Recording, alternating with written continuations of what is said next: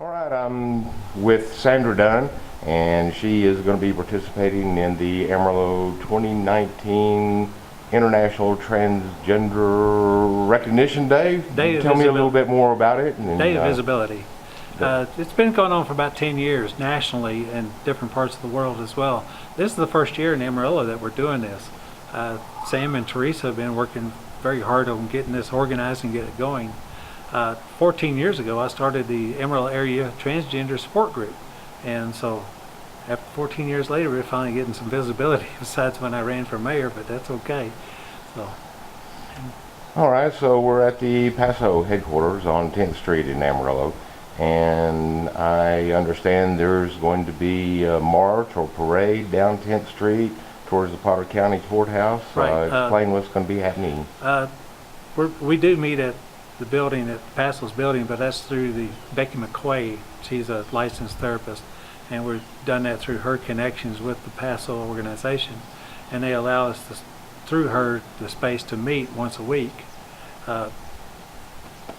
Anyway, the march, it does start here, and we're going to go down to the old courthouse, and where we'll have some speakers, do some public speaking.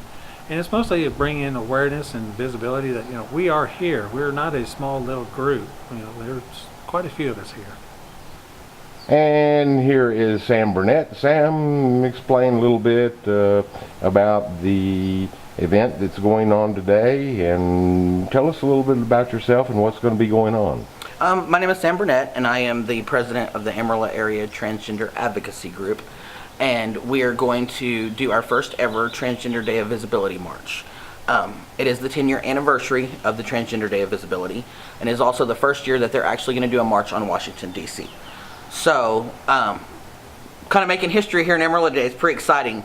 But it's a good time to start getting out in the community and letting them know that we're not scary people. We're just your everyday neighbor. We just want to have the same kind of rights and the same kind of life that anybody else does. And so that's pretty much what the Day of Visibility is. It's just to bring awareness to the suffrage of the community, and and to realize that so many people get harmed or killed every year just for being themselves. And so for us to have that connection instead of having such a disconnect, anytime we can do that, to bring unity within everybody is so much better. Because we have people that won't even come out today probably because they're just scared. And so what you see here today is probably not a quarter of what we have. But we wanted to do something for those who are brave enough to come out and say, this is who I am, because the community does need to understand. You see me on the street, you probably wouldn't know I was transgender.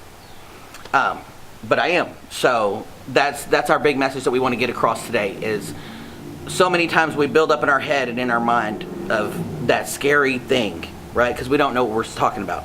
And so it's not such a scary thing when you see it out in public and you realize, so we want to put ourselves out there. And a lot of times people don't realize there's trans men. I hear a lot of news coverage that asserts with trans women and what they're afraid about the bathroom and going into the bathroom with your daughter. Well, you don't look at the other half of that. And what you don't realize is we're more afraid of our own parts than you are. So the fact that we just want to go to the bathroom is all it's about. We just want to be able to have rights. We've got a lot of military here, a lot of military background, and they're being kind of harped on right now in the news media. And we just want you to know that, that like we love you just like we love any other human being. And so it's really about just love and communication today. It's our big message. All right, we'll describe a little bit about what is fixing to transpire. I understand that there's going to be a march from here to the Potter County Courthouse. We're going to go to the Potter County Courthouse, and when we get there, we will have, we're going to have a few guest speakers.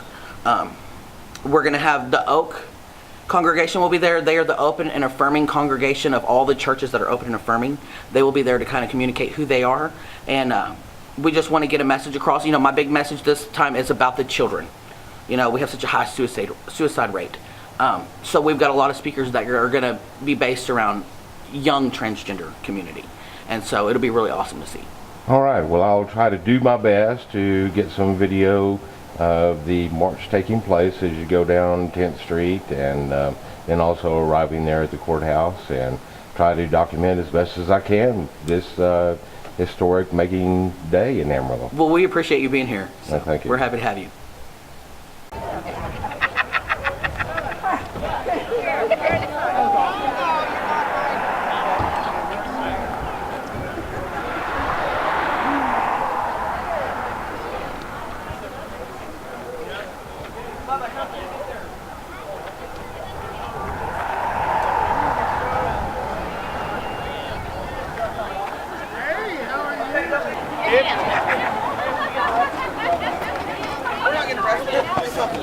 my gosh, Chris.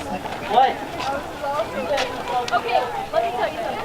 So, since countries have flags, right? Countries have flags. Which means that country has an army to build on against others.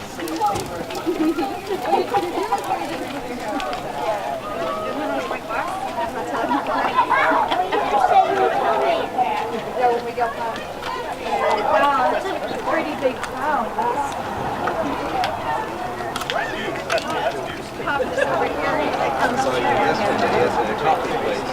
Oh, you did? Nice. Did you see the story? Well, make sure to watch tonight at 5 and at 10. Where's that? I don't know. Maybe she's going to meet us at the courthouse. I hope so. She said she was coming. Yeah.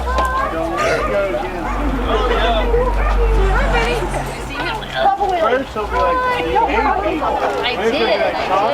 I'm looking a lot better now.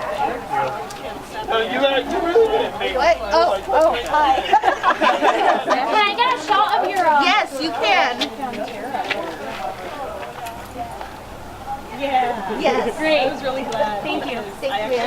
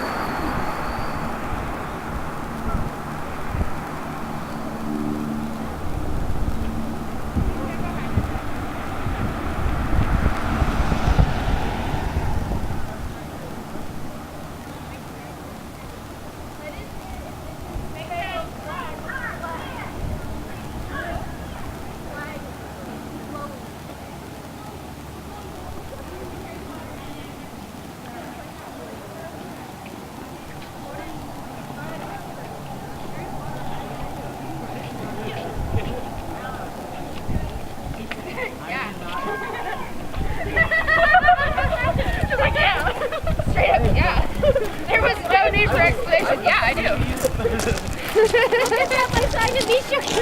No, I just have.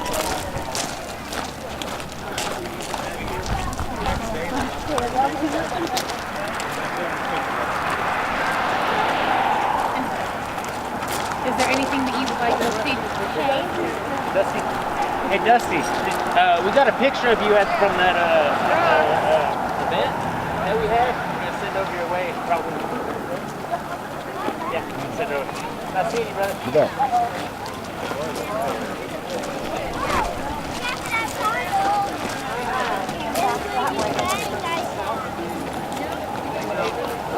How are you?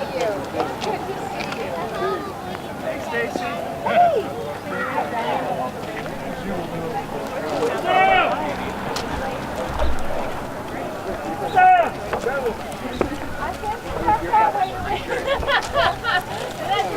I ran ahead because I couldn't find it. Hey, Vernon. How are you? Oh, we can do it all at once.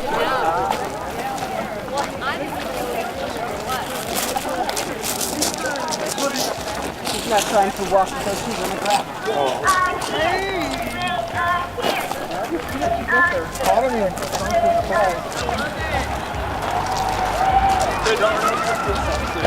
I'm not gonna run over now. Be what I am, not who I am. Ask me who I am, not what I am. I saw no person with a microphone. No, I get to make a little Now I see it. I'm like, well, maybe that's Sam. because he's gonna such a blast. Little leader. I'm all for it.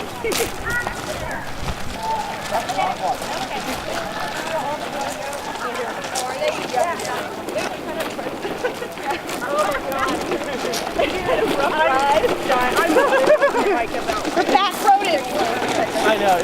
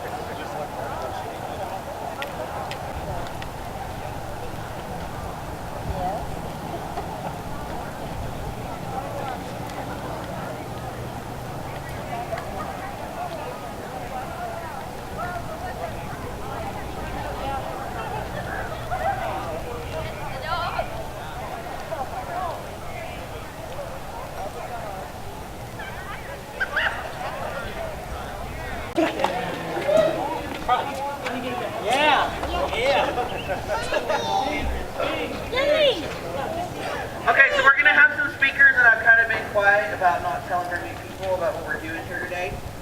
So, something that tugs at my heart, I remember growing up, and I'm sure Sandra remembers growing up, and it was a very, very different time from her generation just to my generation. And so, for me to be able to come out here and do this, like this is a big step for me today. I've not been very outspoken in the community, and whenever I spoke at the Day of Remembrance, I kind of stuttered through my stuff. I'm a little bit better today. But you know, for me to be able to live my life today the way that I never thought I could is amazing. And when people don't understand that, you know, some people take so many things for granted. I can remember being a little kid and wondering when I was going to get my beard like my dad, right? Because I didn't understand what a Barbie doll was. And I had a grandpa who bought a lot of them, and he got mad at me because I didn't want nothing to do with them. It wasn't who I was. And then as I got older and people told me that I couldn't do these things, I got so depressed and so alone. And so I finally became to identify as a lesbian. But I knew I wasn't one, right? So when I met my wife and we started dating, she was the first person that I could tell who I really was. You know, and we used to have this joke because she would say, oh, you need to stop doing that because you're a lesbian. I'm like, but I'm not. You know, and I finally found that person that was going to understand that I really wasn't that person. And today I can say that I'm a trans man. And where I don't have everybody's acceptance, the ones who love me the most, I have by my side. And by coming to this community here in Amarillo, I got a whole new family of brothers and sisters that love me more than I ever knew from the day that they met me. And it's just amazing. So I've come to, we've found a church in the community. We did so much stuff that I never thought I was going to do here in Amarillo, Texas. So for those of you who are transitioning or starting your journey or just not there yet, don't give up. We're here. The group's here. Look at all these people that are here for you. The kids especially is the ones that I think about. It's amazing to see the journey they're going to get that so many of us did not. But there's still such a struggle and so much suffering that they go through, especially right now, why it's in the media, it's in the politics, you know, more than I think it has been in a very long time. And it reminds me so much of the 60s, you know, and we go through these different stages, you know, black rights and women's rights and LGBT rights, that we're here today because we've got kids that commit suicide at a high rate. And the more studies I look at and realize that those rates go from double-digit 50% to single-digit 4% by simply saying their names and pronouns correctly. And what I don't understand is why my son, we call him Bubba, right? That's not his name. But he would rather be called Bubba. And I'm sure all of y'all probably have a Bubba in your family. So if we can call them Bubba, and I want to be called Sam, what's the difference? You know, and so we're like, oh, well, I didn't ask you to believe in it. I didn't ask you to believe in what I believe in. But you know, if you never knew my other name, then how would you know any different? So it takes 5 seconds to save a kid's life. And so if you look at it like that, is in 5 seconds with one single word, you can save a kid's life. How many people wouldn't do that? It's that easy. And with that, I'm going to turn it over to one of our parents. I've asked Chris to speak with us today. And his wife's going to come up here. So I hope y'all brought tissues. Because I've got some tearjerker speakers today.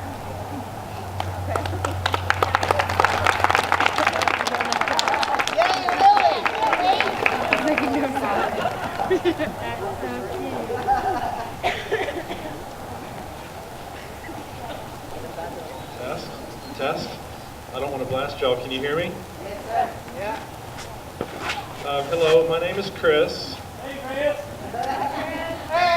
And this is my wife Ginger. Hey, Mom and Dad. Hi, guys.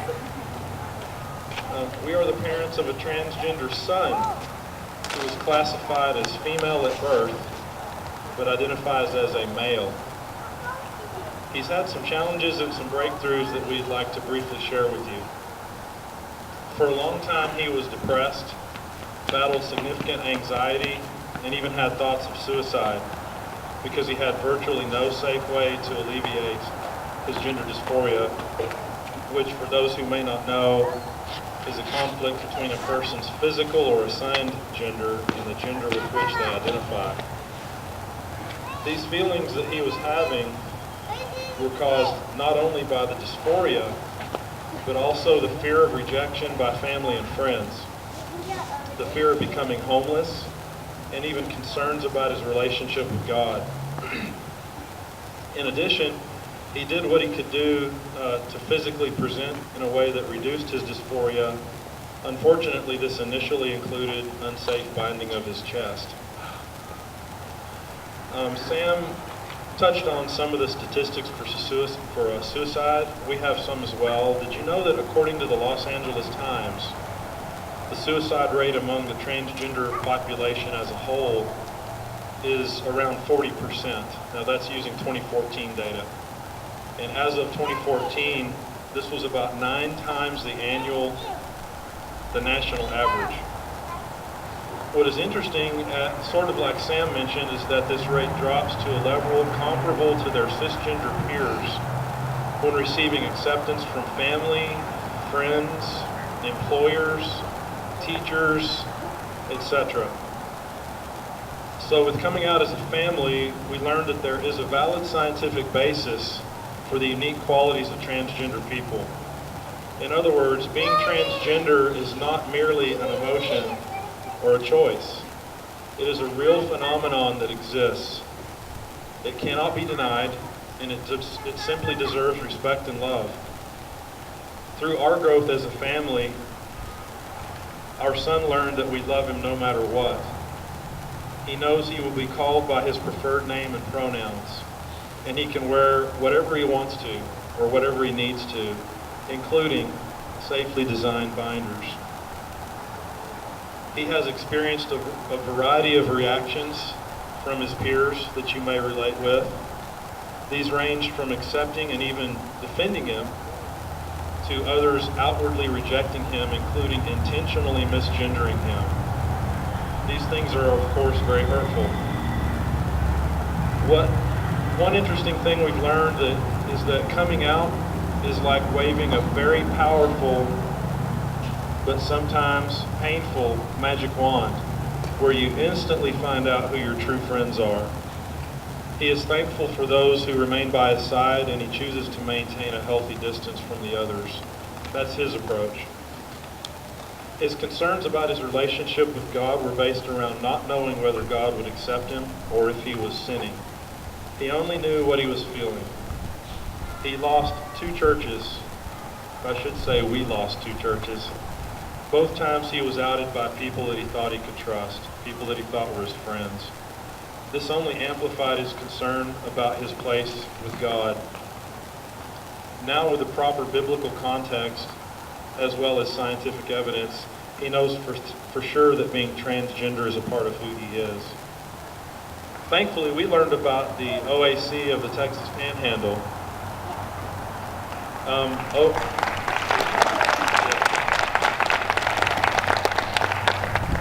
So we're going to give them a plug. OAC, the OAC acronym stands for Open and Affirming Congregations. We almost feel like they saved our life, especially with respect to our son. OAC is a coalition of congregations dedicated to supporting members of the LGBTQ+ communities. We are now with an OAC church where he can authentically be himself around Christians who love more than they judge. Thankfully, we used to think of gender as strictly binary, but we've learned that it is a spectrum, and we see a lot of people argue about that. But it is a spectrum. If you've ever noticed a masculine woman or a feminine man, you have already witnessed proof of this spectrum. The existence of intersex people, many who may have any of several variations in sex characteristics that do not fit the rigid male-female dichotomy, constitute irrefutable proof that gender is indeed a spectrum. One of the most remarkable things we have learned is that our son experiences phantom limb syndrome for, I'm going to be careful here, external male reproductive anatomy. This is a clear indicator of inherent brain wiring. This taught us that gender is determined not only by anatomy and chromosomes, but also by brain structure, which develops in a fetus later and over a longer period of time than anatomy. In fact, reputable scientific sources such as Up to Date indicate that the brain may actually be the main source of gender identity. We also see a lot of people arguing about that, but the conclusion is backed up by recent imaging studies which show that the brain structures of transgender males, for example, are more like cisgender males than cisgender females. Martin Luther King said, "Our lives begin to end the day we become silent about things that matter. So to us, this cause matters." We believe LGBTQ plus rights in general and transgender rights in particular constitute one of the most important civil rights issues of the 21st century. And for anyone who doesn't believe that, take a look right now as I'm speaking what the state of Texas is trying to do in the Texas legislature. They're pushing maybe a half dozen bills that are adverse or discriminatory to LGBTQ plus people in general, and there's some that are targeting transgender people in particular. So this is the civil rights issue of the 21st century. One of our son's favorite quotes is, "A friend is one that knows you where you are, understands where you have been, accepts what you have become, and still gently allows you to grow." To our LGBTQ plus friends, we say we love you, we support you, and we affirm you unconditionally. You are more than friends, you are family. You have taught us so much, and we thank you for bearing with us as we continue to learn and grow. To everyone else, we say you have a choice. Are you going to judge, or are you going to love? This is a solemn choice, and it's also a loaded question, because there is only one correct answer. Mother Teresa said, "If you judge people, you have no time to love them." In this free country where we are endowed with the right to life, liberty, and the pursuit of happiness, we also have the responsibility to respect each person's right to determine for themselves the path that is best for them. In case you weren't sure about the choice between judging and loving, the correct choice is to love. The lesson our son has learned is to be true to who he knows himself to be, no matter what others say. And he knows that if he can do this, most other things sort of take care of themselves. So we would encourage you today, if you're a transgender person, to be true to who you know yourself to be. And if there is a lesson to be learned for the rest of us, we believe it is to love people where and as who they are, not where and as who we think they should be. So please be that supportive voice. Stand by their side and encourage others to be respectful and loving of how each person identifies. Thank you. We love you.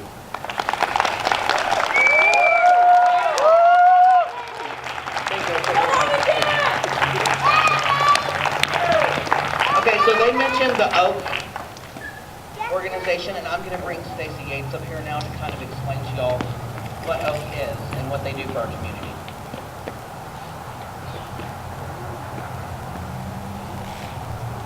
Thank you.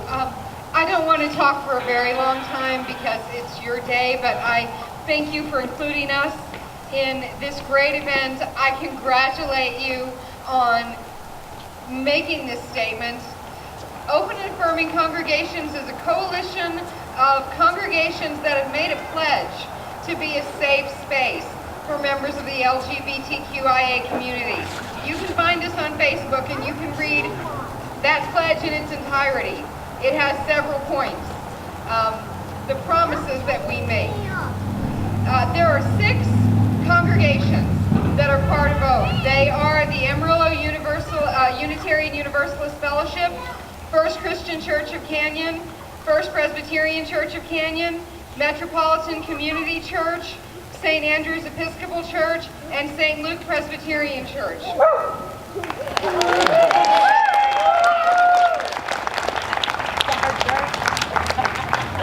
We just want to say to you that if you have been hurt by a community of faith, then we are sorry. If you have had the courage to return to a community of faith in spite of that, then we thank you for showing us that grace. And again, this is your day. Congratulations. We're so proud of you, and we love you so much.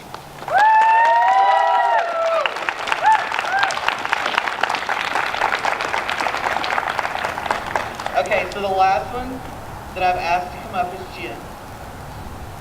She looks like she's a little crying already.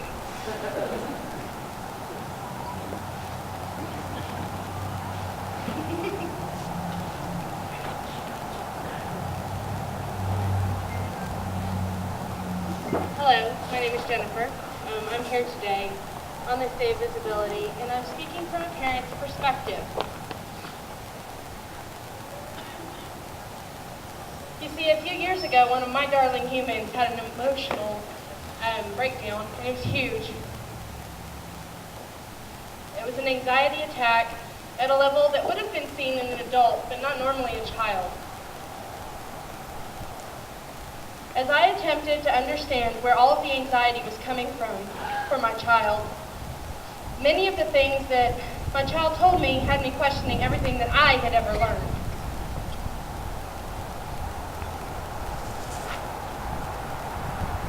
The most pronounced part was that of what gender my child was. Looking back now, it's easy to see the dysphoria as it began presenting. But at the initial time, I did what most parents do. I brushed it off as a phase. I brushed it off as my child not possibly having the capability of knowing who they are. Children can't know those things. That's what I'd always been told, and I believed it. Thankfully, logic came into play sooner rather than later for me. The day of the anxiety attack, I decided it was time to seek professional advice for my child, so we made an appointment. I needed to have confirmation or correction on what my gut was telling me. And the day that we saw the professional, my suspicions were confirmed. My child had gender dysphoria. I have a transgender child. Now I can stand up here and quote statistics on how acceptance or lack of come into play. But I'd rather just say that as a parent, it is our job to love, accept, and support our children in every way. We are supposed to be their safe haven. The place they have where they know they will always be loved, and they are always welcomed and accepted, regardless of age, gender, or sexuality. We are the first voices they hear, and our words and actions can positively or negatively affect their emotional development. My child is like any other child their age. My child plays, cries, laughs, and learns. And since we verbally, physically, and emotionally accepted our child, I have seen a beautiful transformation from a tiny ball of anxiety and sadness to a happy and healthy human being. Our journey has not been easy by any means. We have had CPS contacted, accusations of mental abuse were made, and even though the investigation was closed almost immediately, based on information provided at the interview, we were strung along by the caseworker and told we needed to seek further psychological evaluation. So we did. And guess what? The psychologist told us exactly what the counselor had told us. They told us that our child does indeed have gender dysphoria, that our child's treatment is to be accepted and to be loved.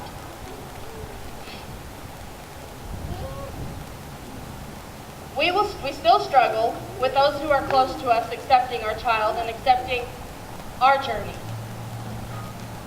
And I know if there were a magic pill that could allow people like my child to magically align their body and mind, they would sign up to take it immediately. Unfortunately, that's not an option.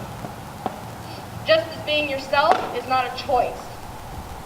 Being true and authentic to who you are is never a choice. It's just simply being.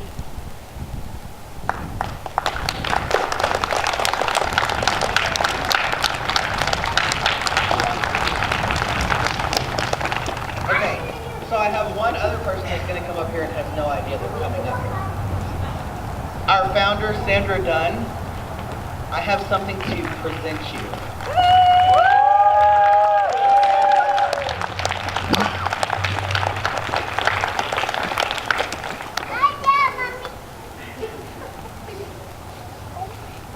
So we had this plaque made, and it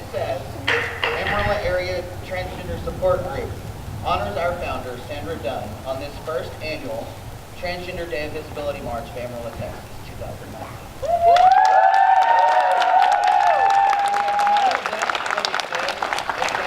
Started this all those years ago to give us support. Yeah.